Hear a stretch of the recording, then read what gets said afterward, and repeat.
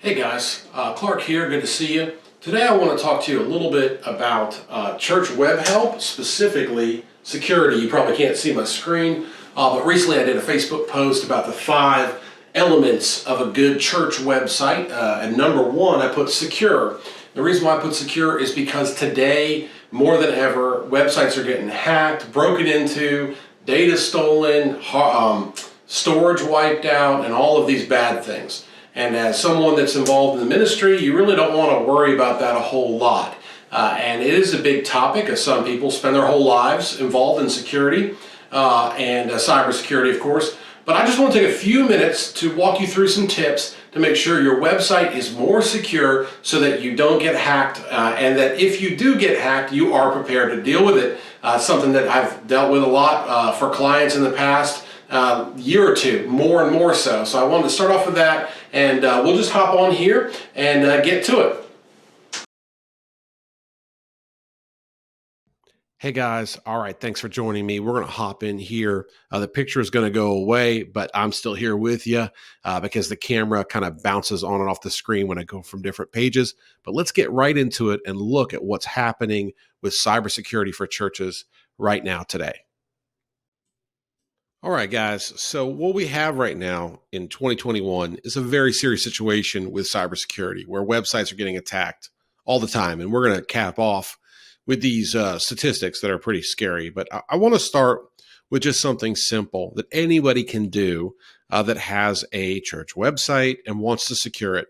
The first thing we'll talk about is this little padlock up here, which is called the SSL Certificate. And as a church website, you're going to want to have an SSL certificate. If not, what happens is this little image will pop up when someone Googles your website or tries to visit your website in certain browsers. It'll say your connection is not private or not secure. And what that means is that you're going to kind of deter many potential visitors because you have not gotten your SSL certificate. Well, as a common sense individual, you may be asking, doesn't that just happen automatically when I build a website? The answer is more times than not, no, it doesn't. And oftentimes you build a website or you have someone build you a website and there's no SSL certificate. Now, if you build a website on something like a Wix platform or Google websites, it probably will incorporate it. But if you wanted a little more control over your website, you built your own website, you wouldn't just have it automatically.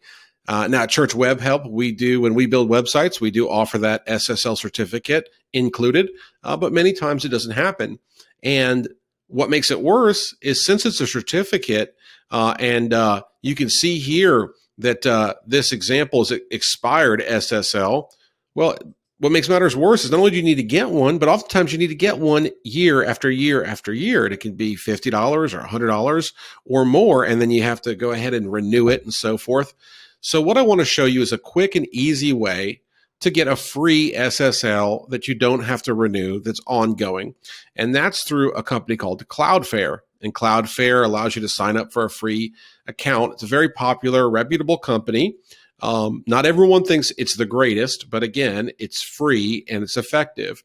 And it gives you an SSL for free when you add your websites on there. And I won't get too technical because I understand if you're looking for church web help, you probably are not a tech expert, though maybe you are. And so all I'll say is this: go to Cloudflare, sign up for an account. They'll run you through how to do it or have your tech person do it. And basically, it involves changing some settings with where your domain's hosted. That would be like a GoDaddy or a Google Domains or a Namecheap or wherever the domain, and domain would be the thing you punch into the bar up there, www.greatchurch.org or whatever it is. That's where your domain is hosted. You would change some information, which are typically called name servers. And then you would get a SSL certificate. You get a little bit of a performance boost. and they monitor site information like traffic and try to protect you a bit. And some websites, I know they offer a free program and then you have to upgrade real quick. This is not one of them. I've had clients before that I host on Cloudflare. Now, our hosting is very secure that we offer. We don't have to use this version of Cloudflare. We have a kind of direct SSL certificate we offer, but I've used Cloudflare in the past with no issue long term. And again, some people say you could do better and so forth, but just getting that first step done, bringing your site from insecure to secure, I recommend Cloudflare. And again, you got to get an SSL certificate. And how do you find out that? You just look for that padlock up there, make sure you've got it. And if not, do that. And of course, you can reach out to me and I can help you if you need it to get this. Because again, a lot of churches, if they were maybe had a website from the past. That's a great example. They had a website built 5 or 10 years ago when SSL wasn't as big of a deal. And then now they don't have it. And so now we got to get it for you, get you set up. Another thing, I don't know if I mentioned this, is when you don't have an SSL, Google will pretty much kind of lower your ranking in search results. So if someone was searching for, a church in their area of your denomination, and you didn't have an SSL, Google, not only will they'll warn people not to go to your site, even though there's nothing wrong with it. They'll also bury that, I think, in the search results or flag it or whatever. It's not good. So you just want to get this SSL. Does not take long. That's the first step to cybersecurity. I didn't even address the reason why they have these SSLs. The reason why there's a padlock is that it does provide more security over your website. And so it deals with encryption. And I again, don't have a ton of experience. There are people that can, if you look on YouTube for SSL certificate, I was going to say documentary, but tutorials and so forth, you can get into that. But it is actually a security benefit beyond just what Google requires. Okay, so first one there is SSL. Next one is two-factor authorization, also known as 2FA. Hey, my wife works for a corporation, a big Fortune 500 or Fortune 100 corporation, and she is like all these little gadgets that she uses to log in. And one day I asked her, what are you doing? And this was some years ago. And she said, oh, this is two-factor authentication, 2FA. And what it is it's a layer of security that really is almost essential today to add 2FA to your login for your website. So the first thing you want to do is get that padlock on your website, get that SSL secure. And the next thing you want to do is add 2FA to the login. And what that means is however you would access the back end of your website, this might be the cPanel or the administrator area, whatever it is, you want to add two-factor authentication to it so that you are not hacked. People could guess passwords. There's a list floating around of the most common passwords, and a lot of them are very similar. And so you can get hacked by having an issue with your passwords. When you add two-factor authentication, it's less likely that someone can access it because they have to go through a process. And so I use Authy, which is really quite good. It's an app for your phone, and I'll show you how that works in a minute. But some people use Google Authenticator, which is another good one. And they essentially just spit out codes, and those codes help you log in. And so Stripe is a popular payment platform. And Stripe here's an example of how you'd enter your two-step authentication. So you would go to log into your account, and instead of Stripe, you can imagine logging into your website hosting account or your cPanel or FTP or administrator area, whatever area you'd log into to edit the files on your account, to upload things, to make changes. You would go to log in, and after entering in your username and password, that still would be there. Then you'd be taken to this part. This is the second step of two-step authentication, and you have to enter a code, a 6-digit code typically, and you will see when you enter that, or when you open that screen, you could then open your app, your Google Authenticator app, or like I have, the Authy app, and that will then give you a code. And with that code, you'd enter it in, and you have a little time block. You have to enter it in, and you'd hit continue, and then you're in the website just like you would be any other time. So it's just a second step. And so think about it. How this protects you from hacks would be quite simple. You would then not have people would then not have the ability to get in your account unless they had two-factor authentication app, basically unless they had your phone, right?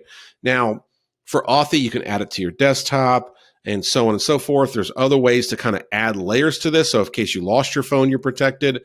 When you set up two-factor authentication, you're given like these key codes that you can hold on to in case you lose your phone or your app or so on. But basically, to simplify it, it's adding the second layer where someone not only would have to guess your password, which hopefully is very complex, but then they'd also have to have your phone or access to your second step code. And so this is just, and you've probably seen two-step authentication in your life already. Maybe you've logged into your online bank and they wanted to send you a text message, or maybe something else and they wanted to email you a link or whatever it is. This is similar to that. It's just that second step of authorizing who you are. Again, Authy is free. So the first one, SSL, you can do that free. Second one, two-factor authentication, you can do that free. Authy is free. Google Authenticator is free. Is depending on your website provider, like how it's all set up, is how then you would need to add this layer on your hosting account. So for Stripe, you add Stripe on your Authy app, but then on the part of Stripe in your little dashboard, you would then add two-factor authentication. You kind of, you take a picture of a QR code or you enter in some information to kind of marry these things up so they're live. So there's a little bit of technical know-how, maybe a little bit of time, but again, I'm happy to help you if you need it. But it's worth doing because you got that SSL certificate, you're a little secure. You get the two-factor authentication, you're more secure. And again, both free. And now for the third part here, we're going to talk about backing up daily, backing up your files every day, not doing it manually, but doing it automatically.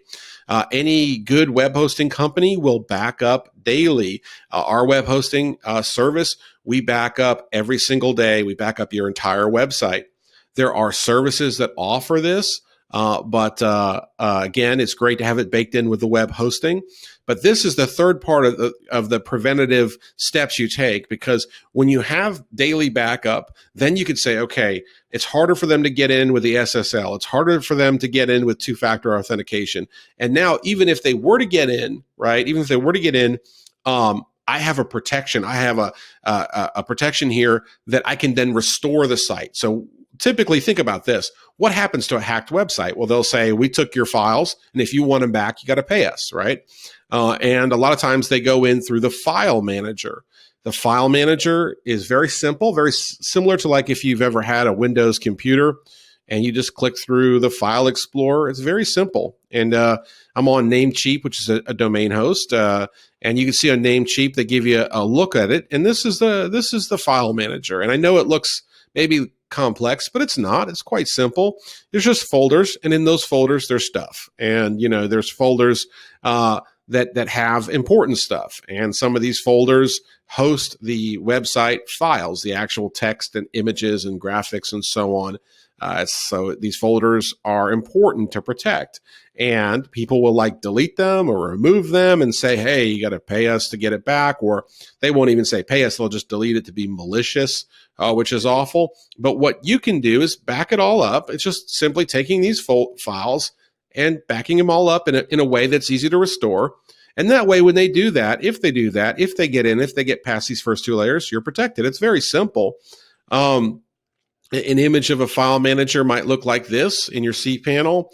And you see this folder right here, public HTML. This is where your stuff is at that's on your website, right? So you want to protect that. You want to back it up. And the way that you can back it up is have it through hosting or have a service. Now, I've used Updraft Plus in the past, which was a pretty good service, had to pay a fair bit of money to use it. And when it came time to restore a website for a client, there was stuff missing because there was an advanced setting that was not checked. So it had kept text from the website, but didn't keep all the images. Look, ideally, you want to have a scenario where you have a host that's backing up that entire thing. The host is taking responsibility. The host is saying, hey, we've got you backed up every day. We'll restore it. And that's how we do with our hosting. But again, many hosts also do that. So you just want to check with your hosting company, if you have one, and see, do you do daily backups? And if not, how do you implement them? Is there a service they offer, or is there a third-party service? If you use a platform like WordPress, there are plenty of apps that will do backups. But again, really go through those apps with a fine-tooth comb to make sure they are actually backing up everything on your website every day. And that's that third layer of protection. And again, if you have a host like us or another one that offers free backups, all three of these suggestions are free. And just to kind of nail down here, this is a hosting tribunal.com article that I thought was really good from May, just from recently, about hacking statistics. And there's just so many, there's a hack every 39 seconds. There's all this new malware created. Multi-factor authentication and encryption are the biggest hacker obstacles. In other words, in plain English, the two things I recommended before backing up your site are the two things that could really help: encrypting it and then having the two-factor authentication. Cost for data breaches is huge, and on and on and on. And what's interesting here is many businesses are not confident they can recover if they were hacked. So this is why it's so important. It's why I started our website fundamentals series with focusing on cybersecurity. And you'll hear a lot about firewall and antivirus software. 73% of these bad hackers, these black hat hackers, these are the kind of illegal bad ones, they say it's no big deal to get past that. And we see here that there's a lot of experts in America. There's probably still many more needed. So you can go to an expert, but that can also get expensive. And in my experience, a lot of these things, again, if you have time or you have someone to delegate it to, it can be taken care of without the need of bringing on a big time expert. And we've got here, if I'm going down all of these scary statistics, we've got fraudulent emails that come in, phishing attacks, and so forth, data records, compromised accounts, payment cards with data gone, data breaches. This also might make you think too that what you choose to put on the website, maybe you don't add, the member directory to the website. Maybe you don't add, if you're using some kind of electronic tool to collect tithes, maybe you don't tie all those things. And it's something to think about what you put on. I'm a big fan of simplicity, which we'll cover later in our website fundamentals series. But it's important to understand that cybersecurity is a huge deal, as big as it's ever been, and we need to be very mindful that hacking can happen to churches just like anyone else, and that you have to be very careful. And again, Hosting Tribunal, look this up, 40 worrisome hacking statistics. It'll really give you an eye opener here as to how to protect your site. So to wrap it up, get an SSL, use Cloudflare if you have to, or check with your hosting company, add two-factor authentication with Authy or Google Authenticator, and then make sure you have a daily backup of your site, not something you're doing, just setting it up through an app or through your hosting company, and understanding the importance of cybersecurity, staying on top of these things. There's tons of other things that you can do to secure your site, especially if you get into the more focused, granular stuff like what kind of server you have and what kind of content management system, CMS, you use, like a WordPress or a Joomla or whatever it is, and all kinds of other stuff that we can dive into deep. But to start, SSL, two-factor authentication, daily backups will be a big help. Thank you so much for watching, and God bless you.